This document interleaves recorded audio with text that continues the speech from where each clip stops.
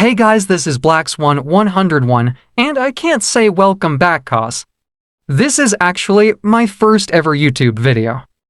Today we're going to be talking about the lore and messaging behind Black Swan's leader Fatau's latest solo release titled ADAEH Letter Y. When Fatau first announced she'd have 5 music videos, all having an interconnected storyline, I was so excited, since I am somewhat of a story analysis nerd. So, without further ado, let's get into it, but before that, if you haven't watched all the music videos, I recommend watching them in order, and subscribe to my channel too since this is the first of what I think could be really fun content. I'll be breaking down my theory in different points, one for each music video and any bonus ones that I think give added context. 1. The concept. Before we can even begin to analyze the music videos, we first have to look at the concept which was made the face of this debut album. Sometimes pop concept photos can have absolutely nothing to do with the music, but they also often set the tone of the upcoming work. In Fatau's own words, she was going back to her roots. Both figuratively and literally, fans were stunned by the beautiful afro that crowned her head, accompanied by traditional West African makeup and attire. The afro was a statement that, to many, felt reminiscent of the Black Panther Party and other political movements of Black liberation from the 60s and 70s. With this concept, she had already made a statement. The neck ring, which is a piece of jewelry used for neck stretching not only in Africa, but in some Asian countries as well. It is a symbol of beauty and a practice that has existed since the 11th century.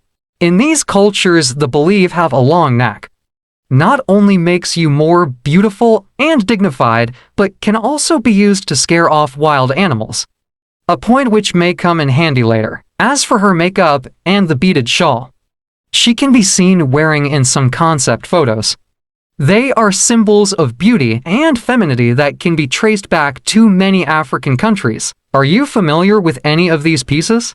What are they called where you're from, and what are their meanings? Please comment down below. Essentially, she gave a definition of beauty that isn't very common in the K-pop space.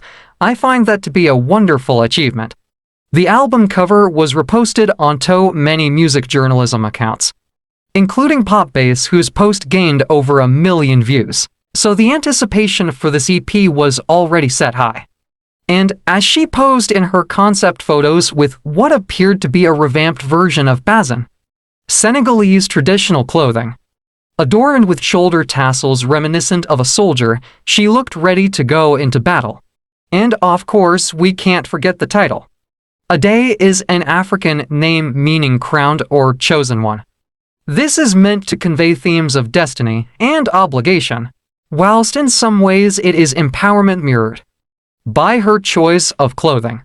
It also represents the pressure of being in her position as the first ever dark-skinned African pop idol and all the expectations she has to live up to.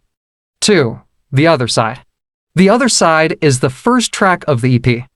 And already from the title, we can see themes of limbo and existential dread, as the phrase "the other side" is usually used to refer to where someone goes after they die. It can also allude to the other side of her we haven't seen, the darker parts of being a pop idol that aren't all glitz and glam. The music video is set in what appears to be a bar or speakeasy, a setting that matches the jazzy tone of the song. It begins with her descending the stairs to enter the bar, which I believe is significant since she's said the song was written at her lowest point. The video is almost monochrome, with the only person partially in color being herself. The only colors that are highlighted are red and purple. Fun fact, purple is actually Fatau's favorite color. The color purple has many connotations, but the ones that stood out to me the most in relation to this music video were of royalty, power, and ambition. In her desire to achieve her dreams, she has begun to lose parts of herself. Red is an ever more complex color, It has a variety of meanings across a variety of different cultures. But the ones that stood out to me the most were of love and anger. Love begins to play a more significant part later on in the EP. But anger, I believe, is significant because Fatou said she felt a frustration at people not understanding her true feelings. Throughout the video it appears as though Fatou is constantly being looked at by those around her, even as though they are talking behind her back. But paired with the hazy camera shots and her anxious behavior throughout the video, there's a suggestion that it may not be a 100% reliable narrative. Even in one shot it shows them suddenly donning masks. These likely represent the hate she receives online from the anonymous general public. Throughout the song the lyrics refer to a friend she has. My only friend appears at night, trying to take off the edge, just wanting to do something, right? Just want the pain to stop. So I reach out to my friend again. The friend, I believe, is alcohol.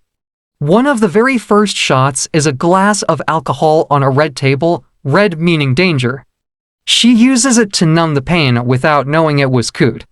Driving the knife deeper and deeper, it's a self-destructive coping mechanism. Overall, the song is very melancholic, ending with a shot of her staring at an uncanny version of herself in the mirror. Before washing her face in an attempt to sober up, she ends the song with her saying a few words including, "I don't like being sober." She is cut off mid-sentence.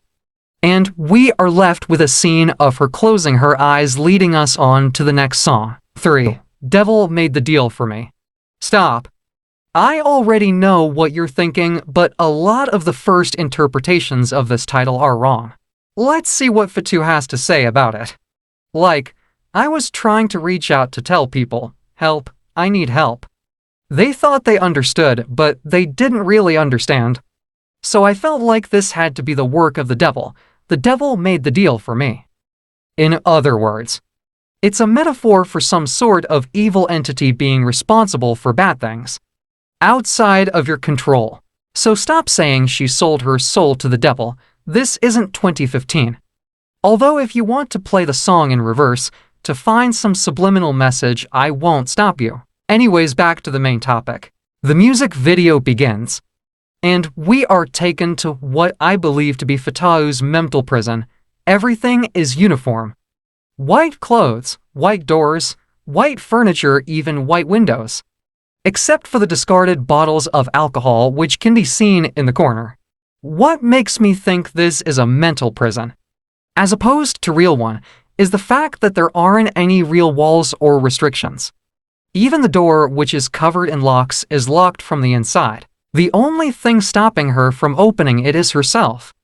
I also think the bottles being in color is significant due to the fact that drinking can distort your view of reality, even if for a moment. Drinking breaks the uniformity of her mind and numbs the pain, as she said in her previous song. Time also doesn't exist here, as although they pan to the clock several times, its hands never move. If you've ever been depressed, then you know time starts to feel like it's slowing down. Fatou also said when her friend called her by her full name, Fatou Samba, she cried because no one had seen her as her true self outside of Black Swan's Fatou in a long time. So this song is essentially her sharing her existential thoughts from a time in which she felt like she had been stripped of her identity as a human being. She says, an easy end. That's out of reach just for my family's sake. Can't stand that. Knowing they would suffer just for my mistake, without saying it explicitly. She's saying she had thoughts of ending it, but she didn't want her family to suffer through her loss. But it is not all over. She looks not only at the door, but the window several times. Something is brewing for ADAEH. Although the third track is auditorily hard, hitting the visuals are a little more mellow. I think this was a creatively interesting decision, because although Fatou in the storyline is starting to regain her confidence with lyrics such as "You'll Never Measure to Me," it is still part of her journey to self-discovery. Throughout the video, you can see her being guided around the room by several spotlights. First, she rediscovers writing, then she approaches a microphone. She's then drawn towards a window, where we can see a sun slowly peeking from behind a solar eclipse. Solar eclipses represent new beginnings, often on a personal level. Overall, the song, rather than a specific stage in her life, represents a moment. She said she wrote it when she was feeling very confident. This is the tipping point, and the video feels like a bridge or transition in the story. And finally, she takes a step towards the door. Now she is removed from any and all distractions. She tentatively steps through it. But what is on the other side? Me, myself, and I. The message of me, myself, and I is pretty in your face. Freedom. In a similar nature to a lot of South African music videos. The video features her walking through nature, exuding bravado and vibing to her song. She's finally free with lyrics such as "Ain't no echo in my mind." In complete contrast with the starting songs, I hear these demons talking to me, whispering sweet nothings while they pray for my misery. It's finally her and only her. The entire video is colored with an overtone of gold that beautifully complements her skin tone. Gold represents confidence and optimism. These vibrant colors show that she's finally starting to feel whole again. At the end of the video, she squares up to a wild lion, likely representing her newfound strength. And I wonder if the intimidating properties of her jewelry might be of any use. She mirrors the lion, showing her newfound courage and strength. It is also important to note that although she is wandering, she doesn't appear to be lost. And although the lyrics are still quite sad rather than wallowing it, she appears to be coming to terms with the ups and downs of life. The final chapter, All Right, is the final track of the album. The music video starts with Fatu shadowing someone. She studies her movements almost as if relearning how to live. Whilst doing this, a man catches her eye. But they are on different paths, so she chooses to ignore it. At this point, she is still closed off to love, which can be seen in lyrics such as, "Ain't got no time to love, never trusted how it made me feel." The same man now comes across them again. He offers the woman a cup of coffee, and they hit it off. Fatu notices that when they leave, the woman forgets her cup of coffee. She is confused about how she can be so carefree. It's almost as if the drink is calling to her in a similar way to a different drink in the first video, but this time it's something warm and unfamiliar. It may also be important to note the color yellow signifies hope. We end up back at the bar, and for a second, we start to wonder if she has ended up back where she started, but then the color starts to return. It appears that she's finally finding a sense of normalcy and no longer viewing the world through a lens of two emotions. After noticing the couple at the bar, she sheds a tear. It isn't one of sadness, but one of catharsis. She finally understands what they have, which is love, and as she exits with a smile on her face, the clinking of the glass serves as a reminder that anything can change in an instant. All Right is the one that leaves me with the most questions. Had it all been in her mind? Does it take place before or after the scene where she washes her face? Was the story about love or something else? Ultimately, I think both the songs and videos tell a story about losing and finding oneself even as the world lives on without you. Although it had once felt like a part of her had died, she was reborn into a better version of herself. What is your interpretation?